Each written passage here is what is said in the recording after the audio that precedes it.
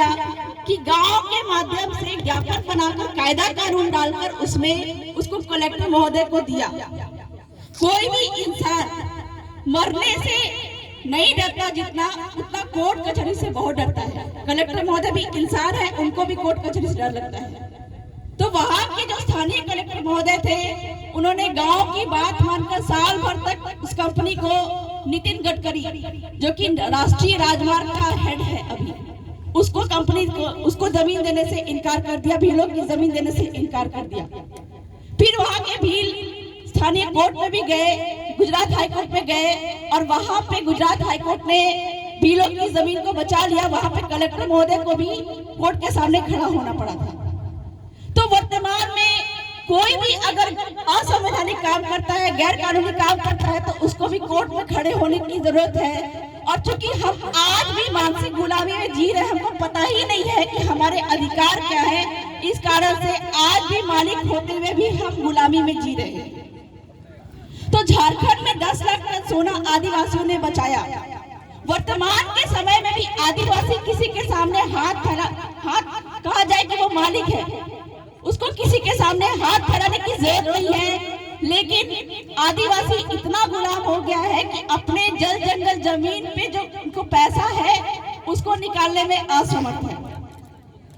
झारखंड में 10 लाख टन सोना आदिवासियों की जमीन पे निकला। 46 लाख टन सोना गोंड आदिवासियों की जमीन पे सिंगरौली में है और आपके बांसवाड़ा के घाटों में भीलों की जमीन पे 11 करोड़ टन सोना है। सुप्रीम कोर्ट ने अपने RM लोढ़ा जजमेंट में क्या कहा, जिसकी जमीन उसका खनिज। अगर ये सोना आदिवासी अपनी जमीन से निकाल ले तो एक एक आदिवासी के पास में एक एक हेलीकॉप्टर होगा, इतना पैसा आदिवासियों के पास में है। लेकिन हम गुलाम नहीं हैं, हम मानसिक गुलामी में जी रहे हैं। और सुप्रीम कोर्ट ने समता जजमेंट में ये कहा कि आदिवासी समिति के माध्यम से उसकी जमीन के अंदर में जो भी खनिज है उसको निकाल पाएगा। अब वर्तमान में यहाँ पे भी जो परमाणु कंपनी यहाँ पे आई हुई है, आदिवासियों की जमीनें जा रही है। हमको ये लग रहा है कि जमीनें चली गई है तो वो जमीन वापस नहीं हो सकती है, बिल्कुल गलत है। हमको तरीका नहीं पता है कि हमको अपनी जमीनें कैसे बचानी है। हमको ये लगता है कि ये जो जंगल है ये वन विभाग का है। अब आप ये बताइए कि वन विभाग पहले आया था या फिर आदिवासी पुरखे पहले आए थे? जिस समय पे अंग्रेज यहाँ पे नहीं थे, कोई मुगल यहाँ पे नहीं थे, उस समय आदिवासी पुरखे थे। और हमको ये जानना पड़ेगा कि ये जल जंगल जमीन हमारा कैसे है। हमारे बाप दादाओं ने गांव का सीमाना तय किया था। गांव का सीमाना तय करने के बाद में ये जंगल देखा था और ये तय किया था कि हमारे आने वाले वंशज इसी जंगल से लकड़ी तोड़ेंगे और फल पौधा तोड़कर उसको बाजारों में बेचकर अपनी कमाई करेंगे। खाली जमीन पड़ी में देखी थी कि हमारे पशु यहाँ पर चरेंगे। नदी देखा था, तालाब देखा था, हमारे आने वाले वंश यहाँ से पानी पिएंगे। ये सब करके पूरे गांव के सीमाना में आने वाले नदी, तालाब, पहाड़, जंगल को गांव के सीमाना के अंदर में रखा। यानी कि किसी गांव के पहले पुरखे का शीराबासी जिस गांव में है, ये गांव उसका है, किसी सरकार का नहीं है।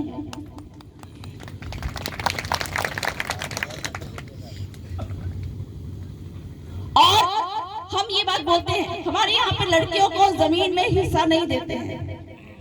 यहाँ पे वर्तमान में ऐसा हो रहा है कि लड़कियों को जमीन में हिस्सा दिया जा रहा है।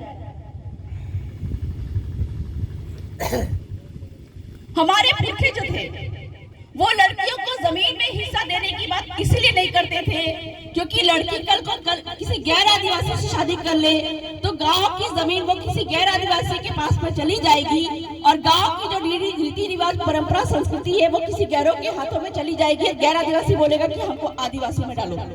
तो हमारे बाप दादाओं ने लड़कियों को जमीन में हिस्सा देने से मना किया। साथ ही साथ में ये परंपरा बनाई कि हर एक व्यक्ति को जो जमीन मिलेगी वो बाप के बाप के बाप के बाप से मिलेगी, जो कि वंशावली में आज भी लिखित रूप में मिलता है।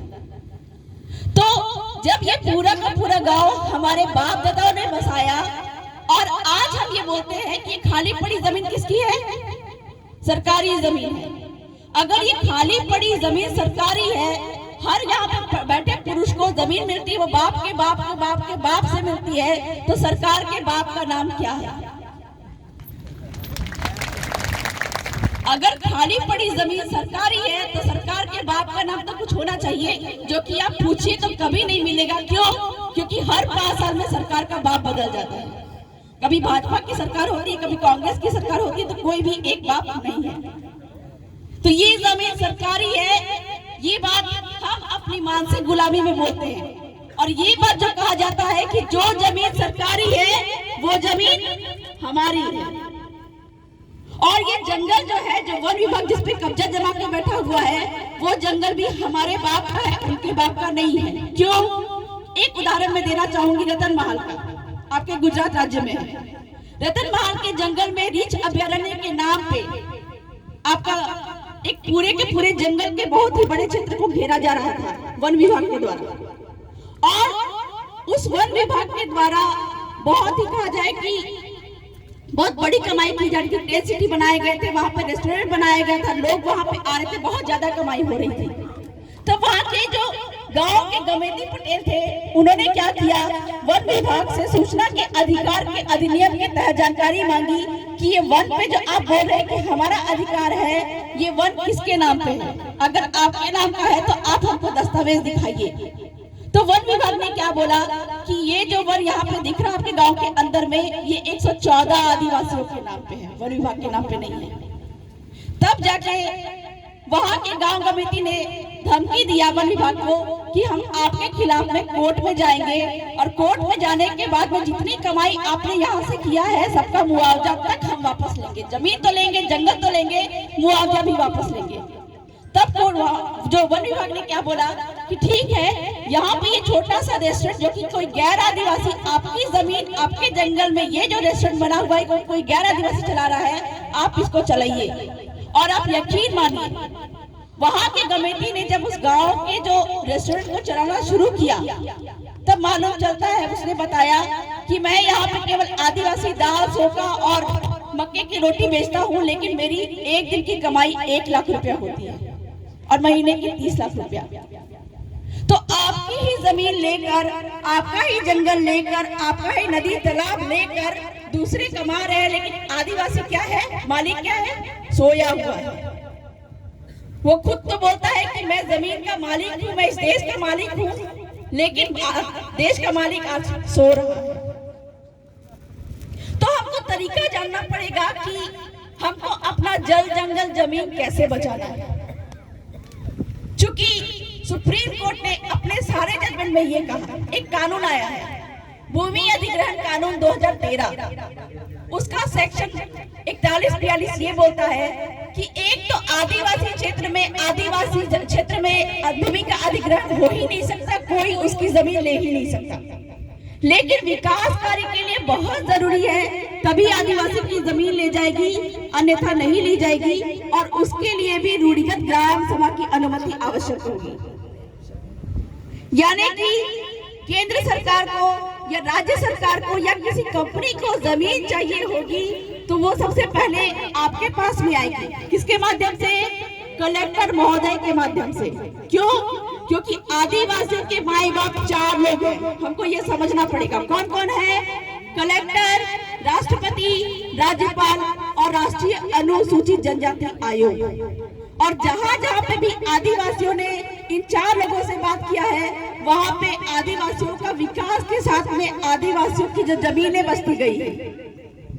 तो कलेक्टर महोदय के पास में अगर नरेंद्र मोदी को भी जमीन चाहिए तो वो पहले कलेक्टर महोदय के पास में आएगा, और कलेक्टर महोदय पहले गांव के पास में आएगा, आपके गांव के पास में। तो बड़ा कौन हुआ, नरेंद्र मोदी, कलेक्टर, या आपका गांव? आपका गांव। और इसी पे एक जजमेंट है, न लोकसभा न विधानसभा, सबसे ऊंची ग्राम सभा। कैसे? आपका वेदांता जजमेंट इस पे आया है सुप्रीम कोर्ट का।